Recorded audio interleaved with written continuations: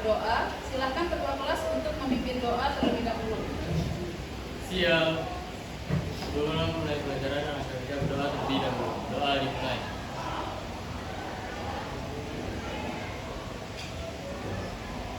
Berdoa selesai. Memberi salam. Assalamualaikum warahmatullahi. Baik anak-anak, supaya pembelajaran kita hari ini lebih semangat, kita melakukan ice breaking dulu ya, sebentar ya. Saya mau melakukan tepuk semangat.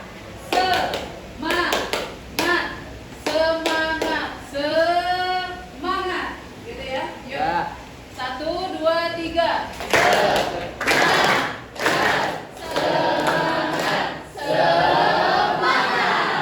Oke, mudah-mudahan kita hari ini semangat semuanya ya. Baik. Berapa orang yang tidak masuk hari ini, nak? 3 orang. Baik. Afsar, Sakit, Winda. Winda gak ada keterangan kemana? Sakit. Nabila sakit. Berarti jumlahnya 3 orang. Baik. Baik, nak. Kali ini kita akan masuk ke materi kita, kelanjutan dari kemarin, materi tentang kolonialisme dan imperialisme Barat atau kedatangan bangsa-bangsa Eropa ya ke wilayah Nusantara. Nah, di materi lalu saya pernah mengatakan bahwa tujuan mereka awalnya adalah untuk berdagang. Baik, sekarang Ibu mau tanya, kenapa sih orang-orang Barat itu berlomba-lomba untuk datang ke wilayah timur? Ada yang bisa? Saya Bu, Ya, kemana? untuk mencari rempah-rempah. Untuk mencari rempah-rempah. Boleh kalian gunakan handphone kalian untuk searching ya. Oke, pertanyaan kedua. Tahun berapa VOC datang atau dibentuk di Indonesia? Saya Bu, Yuk, ya, kamu kelompoknya. 20 Maret tahun 1602. Ya, tanggal 20 Maret 1602. Oke, pertanyaan ketiga. Boleh searching nih. Siapa pemimpin pendirian VOC? Ayo, lomba. Oh, saya Bu. Peter Booth. Jadi pendiri VOC itu adalah Peter Booth. Baik anak-anak, kita lihat dulu. Oke, ya kita lihat sekarang ke depan ya tentang materi kita. Kita akan masuk ke materi VOC atau dalam bahasa Belandanya. Nanti kebetulan Ibu juga nggak bisa bahasa Belanda. Jadi Verenigde Oost-Indische Company, ya, atau lebih akrab dan familiar disapa dengan VOC. Ini adalah sebuah kongsi dagang, ya, yang punya latar belakang dari keberhasilan ekspedisi Belanda dalam perdagangan rempah-rempah yang kemudian mendorong para pengusaha Belanda itu untuk berdagang ke Indonesia. Sebetulnya di antara para pedagang Belanda ini sudah terjadi persaingan, nah maka kemudian VOC ini dibentuk, ya. Nah, mereka itu harus menghadapi persaingan dengan siapa saja, dengan bangsa Portugis dan Spanyol. Yang di pertemuan lalu sudah Ibu jelaskan bahwa bangsa Portugis dan Spanyol lah yang pertama kali datang ke The Spicy Island. Masih ingat di mana itu The Spicy Island? Di dulu dikenalnya Ambon. Baik ya. Oke, kapan sih VOC itu terbentuk? Tadi teman kamu sudah menjelaskan. Tanggal 20 Maret tahun 1602. Awalnya kongsi-kongsi dagang ini dipersatukan menjadi sebuah kongsi dagang besar yang namanya VOC. Nah, ini gambar benderanya ya. Jadi ini bendera VOC. Oke. Nah, pengurus pusatnya terdiri dari 17 orang. Nah, awalnya tuh penggagasnya 17 orang yang kemudian dijadikan sebagai orang teratas gitu ya, pengurus teratas. Nah, tahun 1602 VOC membuka kantor dagang pertamanya di Banten. Ya, di Pulau Jawa. Gitu. Yang dikepalai oleh Francois Witter. Oke, lanjut ya. Apa sih tujuan VOC? tadi di awal kan kita sudah lihat ya bahwa latar belakang dari VOC didirikan itu adalah untuk mengatasi persaingan dagang sebetulnya di antara bangsa Belanda sendiri. Ya, apa sih yang mereka jual nak? Bumbu dapur. Tadi udah disebutkan sama teman kamu, rempah. Itulah yang menjadi komoditas utama perdagangan bangsa Barat yang dicari, yang dari primadona, ya, yang disebut sebagai mutiara dari timur. Nah, itu adalah rempah. Nah, tujuan didirikannya VOC itu untuk menghindari adanya persaingan yang tidak sehat sesama pedagang Belanda sehingga keuntungan maksimalnya bisa diperoleh. Nah, yang perlu digarisbawahi adalah untuk memperkuat posisi Belanda dalam menghadapi persaingan dengan bangsa-bangsa Eropa lainnya maupun dengan bangsa-bangsa di Asia, yaitu bangsa di Afrika dan India. Di India itu ada EIC, kalau di Indonesia ada VOC. Ya, EIC itu bentukan Inggris. Ya, tapi kita tidak bahas EIC ya, sekarang kita bahas dulu VOC. Nah, jadi VOC ini dibentuk untuk membendung tuh pengaruh penguasaan terhadap barang-barang yang berupa rempah. Jadi mereka itu berusaha menguasai pasar, ya, untuk mendapatkan rempah-rempah yang nomor satu dari Nusantara dan untuk menjual dengan harga yang tinggi di pasar dunia. Ya, mereka bersaing. Nah, untuk bersaing ini mereka butuh wadah. Nah, namanya VOC, ya, berupa kongsi dagang atau kalau sekarang itu menyebutnya mungkin koperasi, gitu ya. Cuma ini dikelola sama penjajah kolonial. Nah, untuk membantu dana pemerintah Belanda yang sedang berjuang menghadapi Spanyol yang masih menduduki Belanda. Ini tujuan yang ketiga. Jadi ternyata Belanda itu juga diduduki oleh Spanyol, dengan kata lain dijajah. Ya, jadi selain untuk membangun negaranya, dana dari keuntungan VOC ini adalah untuk berperang melawan Spanyol. Ya, oke, next ya, kita lihat. Nah, selain VOC itu memberikan dampak buruk ya bagi rakyat Nusantara, bagi rakyat pribumi karena sistem tanam paksanya, kita udah bahas kemarin. Ya, udah bahas. Terus karena sistem ijonnya membeli tanaman rempah-rempah itu sebelum waktunya dipetik. Jadi harganya kan jatuh tuh. Tapi belum dipetik, masih numpang dulu tuh, tunggu gitu ya sampai dia matang, siap dipetik. Nah, kan harganya harusnya sudah mahal kan?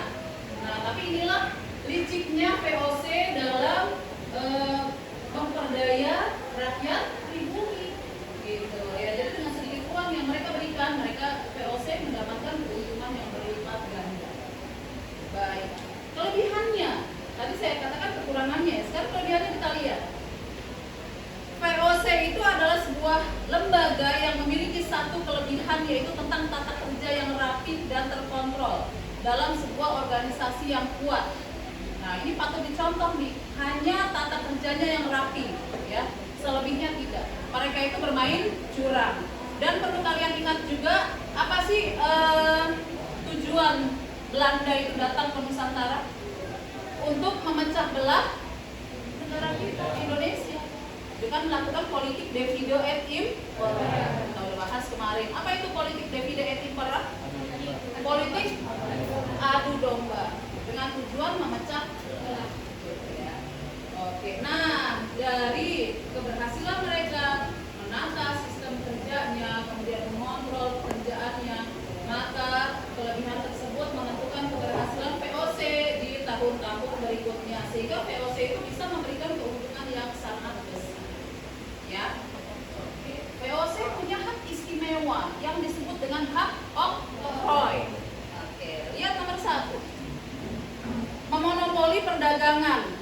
Ya, VOC itu memang punya tujuan bahwa hanya bangsa Belanda lah yang menguasai perdagangan rempah-rempah di dunia. Itu tujuan dia. Ya, jadi semuanya itu beli itu sama mereka.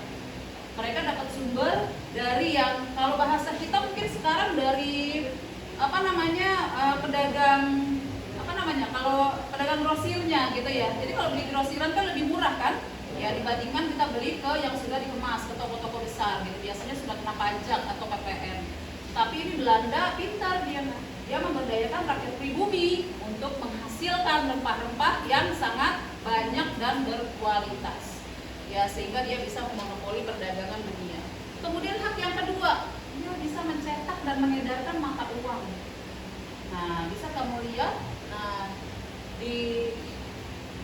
jadi ada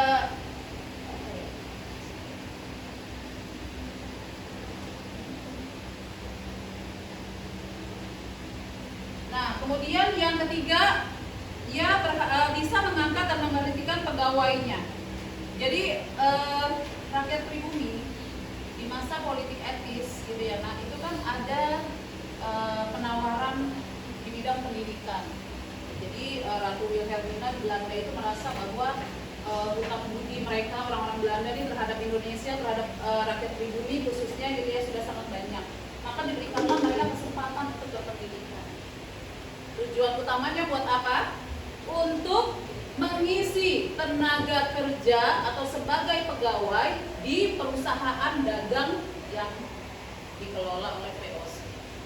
Ya, tentunya tujuannya banyak. Ya, di samping mereka itu sudah dibentuk melalui pendidikan Belanda yang disiplin keras gitu ya. Kemudian keuntungan keduanya itu adalah mereka ini digaji dengan sangat minim. Ya, sehingga VOC itu mendapatkan kualitas SDM yang bagus tapi dengan biaya yang kecil. Ya, gitu ya. Terus yang keempat, mengadakan perjanjian dengan para raja. Nah, ini salah satu hak istimewanya VOC. Jadi dengan tidak disadari oleh para raja-raja pribumi, VOC itu sudah memberikan corak dan warna tersendiri terhadap sistem pemerintahan mereka. Ya. Yang kelima, memiliki tentara sendiri untuk mempertahankan diri. Jadi karena mereka bisa mendirikan benteng ya di hak keenamnya, maka di dalam benteng itu tentunya ada tentara yang menjaga benteng. Kemudian bisa menyatakan perang dan damai ya. Jadi dia kalau misalkan dia merasa posisinya terancam, dia bisa memerangi negara tersebut dan juga bisa menginstruksikan damai atau menyelesaikan perang dengan negara yang bersangkutan. Dan yang terakhir, mengangkat dan memberhentikan penguasa-penguasa setempat. Nah, ini sejak Belanda datang ke Indonesia dari awal, peran bangsa Belanda itu memang sangat besar sekali terhadap birokrasi pemerintahan di Nusantara. Bahkan raja dan bupati yang berkuasa itu pada akhirnya diangkat dan diberhentikan oleh penguasa Belanda, ya, yang menjadi salah satu hak istimewanya VOC. Jadi kalau kamu berpikir, ibu VOC sama Belanda itu siapanya? Ya mereka juga. VOC itu adalah Belanda, ya meskipun tidak semuanya orang Belanda itu terlibat dalam pendirian Komisi Dagang VOC, tapi yang pasti VOC itu adalah orang Belanda atau bangsa Belanda. Masa berlaku hak oktroi itu selama kurang lebih 20 tahun dan bisa diperpanjang. Enak ya? Punya hak istimewa di negara orang lain, terus bisa diperpanjang juga. Nah, selama masa berdirinya dari 1602 sampai 1799, VOC itu telah memperpanjang hak istimewanya sebanyak 30 kali. Luar biasa ya. Berarti berapa tuh? Kalau 60 dikali 30. 20 dikali 30. Masa 20 tahun dia ganti selama 30 kali. Belum lagi masa perpanjangannya. Ya. Oke, yang perlu di garis bawahi, hak oktroi ini berlaku di antara dua benua. Ya, maksudnya kenapa? Mereka itu bisa memerangi ataupun melakukan perundingan damai di antara benua Amerika dan Afrika, di antara Selat Falkland dan Cabo Bona Esperanza atau di Afrika Selatan. Ya. Nah, akhirnya pelaksanaan hak oktroi yang dianggap sepihak atau tidak adil banyak mendapatkan protes dari negara-negara lain, khususnya Portugis dan Spanyol. Gitu loh. Kenapa kok mereka bisa punya hak seperti hak istimewa kayak begitu sementara kita tidak? Oke lah. Nah, ini bentengnya. Pertama VOC ada di Banten ya, tadi di awal sudah dijelaskan. Mereka mendirikan loji, tahu loji? Loji itu semacam kios, ya. Jadi kayak warung gitu, ya, untuk berdagang. Nah, oke, gubernur yang pertama kali diangkat tadi teman-teman sudah menjawab yaitu Peter Booth sebagai pendiri VOC. Nah, kenapa VOC itu didirikan di Banten? Karena kalau di Maluku, sebelumnya Ambon, ya itu karena di Indonesia Indonesia Timur letaknya sangat jauh. Ya, maka agar dekat dengan Selat Malaka, maka dibangunlah benteng VOC itu atau pusat kongsi dagangnya itu di Banten. Nah, lanjut, nah, oke, JP Kun yang menduduki Jayakarta. Ini. Nah, ini contoh praktek monopoli VOC itu ada 4 cara. Yang pertama vertical referenti, penyerahan hasil bumi ya yang sudah diterapkan oleh VOC. Yang kedua kontingenter, kewajiban pajak bagi rakyat. Yang ketiga itu ekstirpasi, penebangan pohon yang berlebih. Yang keempat pelayaran homi. Nah, khusus untuk pelayaran homi ini istimewa banget. Nah, kenapa istimewa? Karena rakyat pribumi kalau nekat menjual hasil buminya kepada bangsa lain yang sedang berlayar, misalkan sama orang India, sama orang Cina, maka rakyat pribumi itu akan ditembak mati di tempat. Namanya pelayaran homi berarti kan dia patrolinya itu di laut ya. Iya. Maka itulah hukuman yang diberikan oleh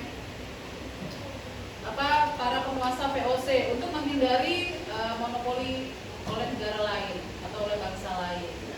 Oke, nah ini ada 4 gubernur jenderal VOC yang pernah menjabat sebagai penguasa.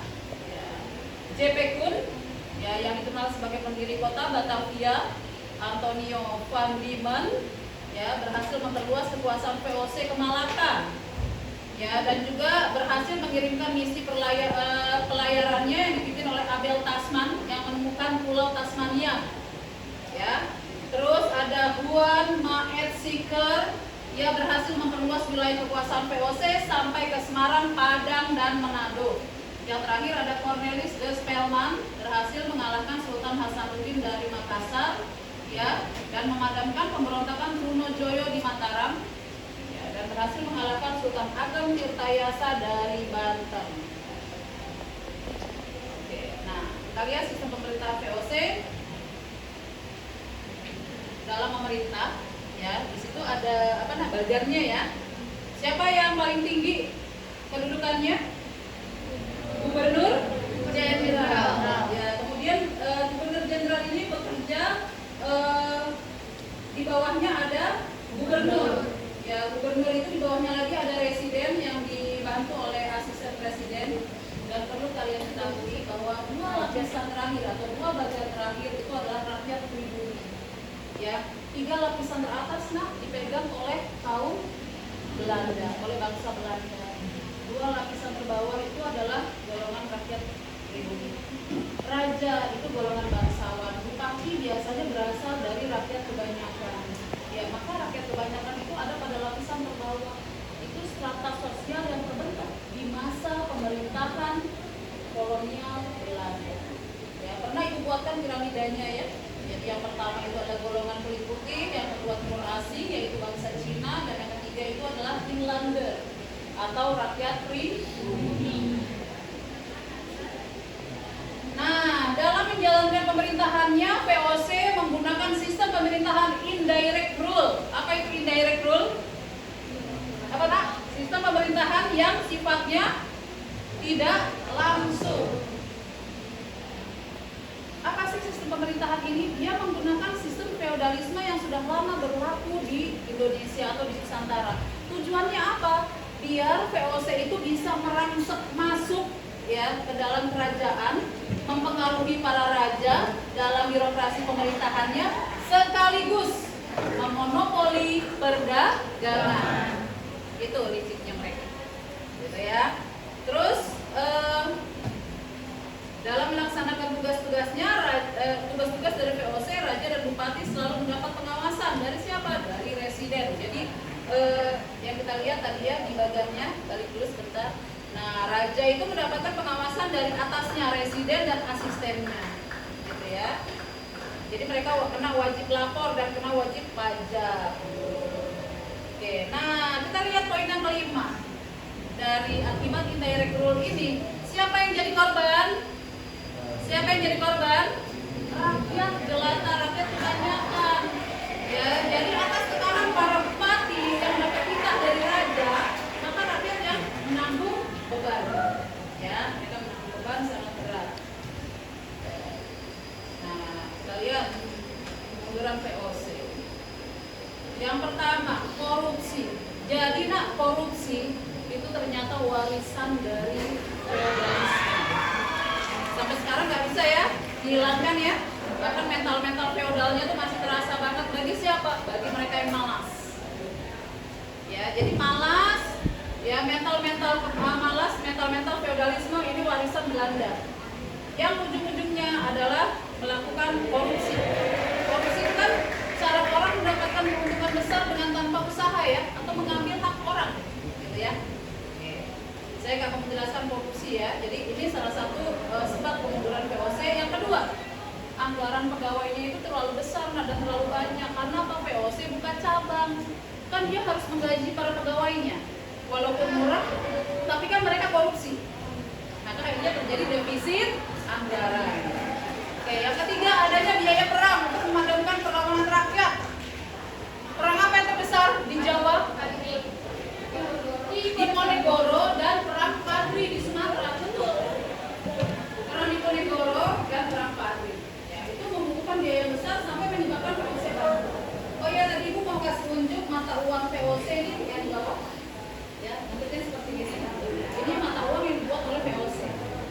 Ya. Oke, lanjut. Adanya persaingan dengan kongsi dagang bangsa lain seperti kongsi dagang Portugis dan Inggris. Nah, tadi Inggris ada apa tadi? E, I, C. Ya. 5. Hutang VOC yang sangat besar. Jadi VOC itu ngutang sama siapa? Sama Inggris, sama Spanyol, sama Portugis. Ya, mereka itu pinjam uang untuk apa? Menutupi defisit ya anggaran. Yang keenam, pemberian dividen kepada pemegang saham walaupun usahanya mengalami kemunduran. Jadi memberikan keuntungan, memberikan apa sih istilahnya bunga kepada para pemegang saham ya di dalam kongsi dagang VOC. Walaupun udah bangkrut karena janji adalah janji dan sudah ada di atas kertas yang hitam di atas putih gitu ya, maka harus dibayarkan. Yang ketujuh, berkembangnya paham liberalisme yang menyebabkan monopoli VOC itu sudah tidak sesuai lagi ya, dianggap sudah tidak sudah mengekang dan tidak adanya kebebasan dalam sistem perekonomian. Yang terakhir, VOC dianggap tidak bisa menghadapi serangan Inggris di Asia Tenggara. Ya, Inggris sudah bermusuhan dengan Belanda sejak Belanda dikuasai oleh Napoleon Bonaparte tahun 1795.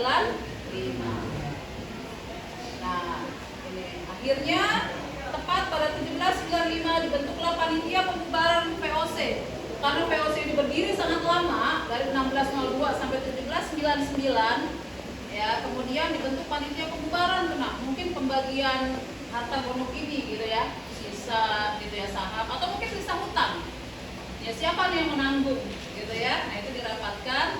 Kemudian pada tahun itu pula hak-hak oktroy dihapus dan VOC tepat dibubarkan pada 31 Desember 1799 dengan saldo kerugian sebesar 134,7 juta gulden. Tadi saya sempat lihat sih di Google itu sekitar 1 miliar lebih gitu ya. Tapi di tahun itu besar banget. Nah di tahun 1700-an ya mungkin rakyat aja uang 100.000 nggak tahu berapa banyaknya ya. Nah ini kalau dikalkulasikan jumlahnya sekitar 1 miliar lebih gitu ya. Nah selanjutnya semua hutang dan kekayaan VOC diambil alih oleh pemerintah kerajaan Belanda. Nanti Belanda juga salah satunya sebagai bangsa yang menolak kedaulatan kemerdekaan bangsa kita karena dianggap kita tuh punya hutang gitu loh sama mereka. Aneh ya.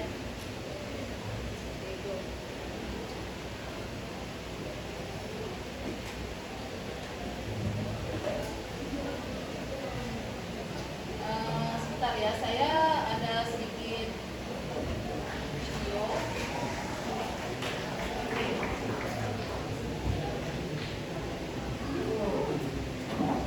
Nah, bisa bantu ibu nggak ya tadi? Yang dari kita tolong bisa?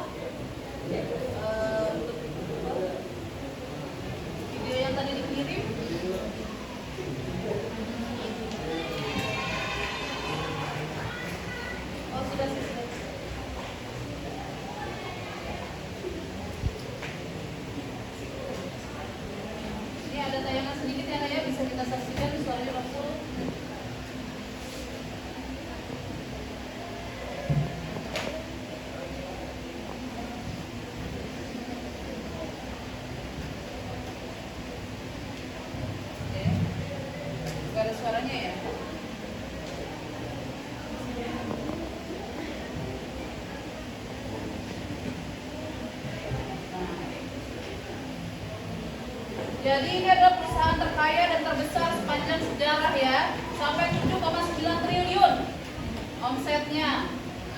Nah, angka nolnya banyak. Jika itu terjadi jika menggunakan perhitungan nilai-nilai uang pada perusahaan zaman sekarang, jadi sudah triliunan. Itu hebatnya VOC. Nah, jadi ini perumpamaannya gabungan dari perusahaan dunia, nah sama dengan VOC. Perusahaan VOC berlangsung selama 200 tahun lamanya.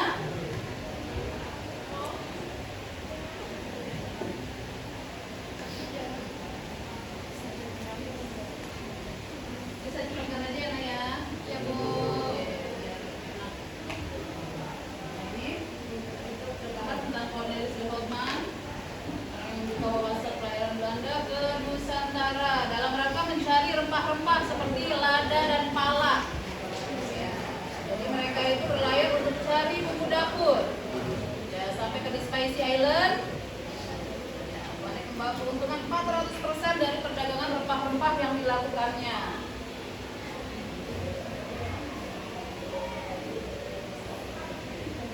Kemudian Inggris ngikutin tuh di tahun 1600-an dengan mendirikan EIC sebagai saingan dari VOC.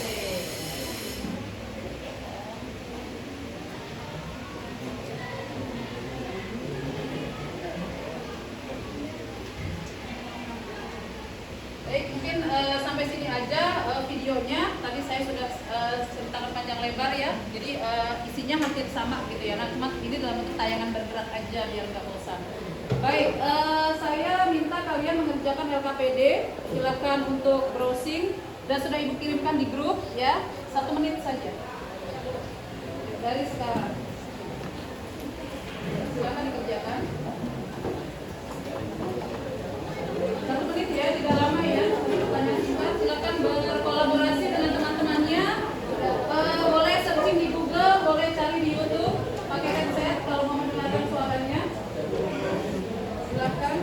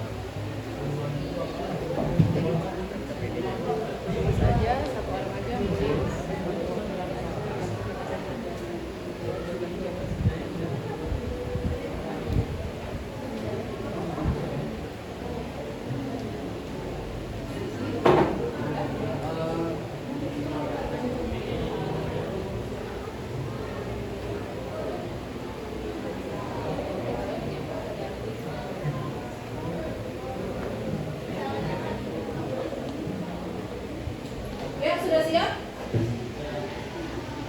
Oke, dari pertanyaan singkat yang sudah dikirimkan, silahkan untuk menjawab. Kelompok mana yang bisa? Kelompok mana yang bisa? Ayo silakan. Coba tangan. Kelompok mana cepat? Ayo. Ayo. Silakan. Ya, silakan berdiri. Nah, oke teman-teman semuanya, silakan saksikan dulu jawaban dari kelompok 3. Enak.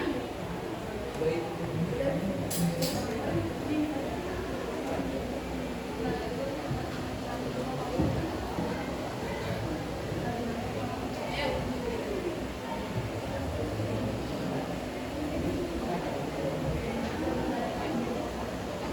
Yang keras suara. Yuk.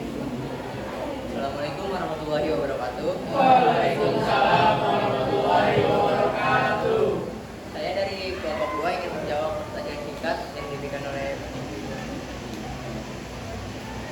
Yang pertama pertanyaannya, mengapa VOC memiliki hak istimewa?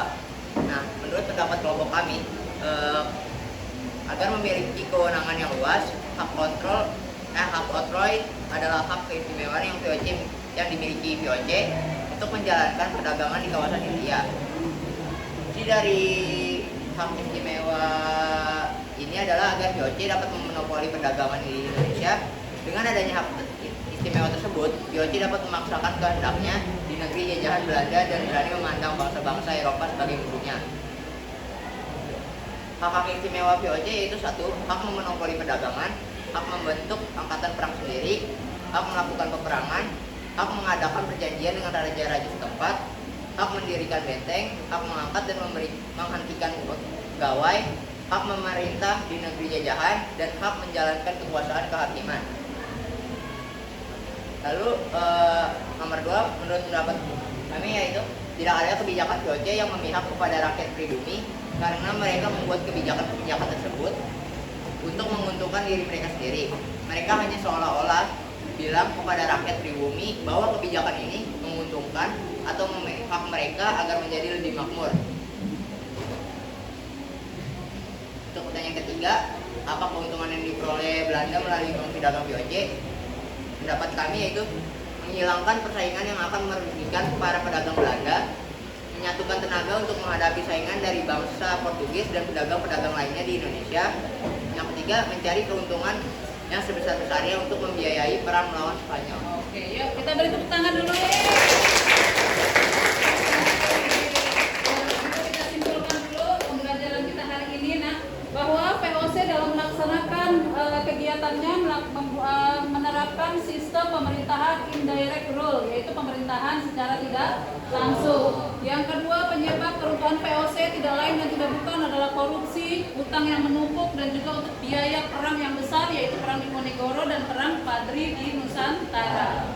Kemudian yang ketiga, gaungnya VOC dikalahkan oleh sistem ekonomi liberalisme dunia, gitu ya, sehingga VOC dianggap sudah tidak matching lagi, gitu ya, dengan cara memonopoli satu sistem perekonomian. Baik, mungkin itu saja yang bisa Ibu sampaikan kali ini. Mudah-mudahan pembelajaran kita kali ini memberikan manfaat kepada kita dan kalian bisa mengambil manfaatnya. Saya akhiri dulu. Assalamualaikum warahmatullahi wabarakatuh. Waalaikumsalam.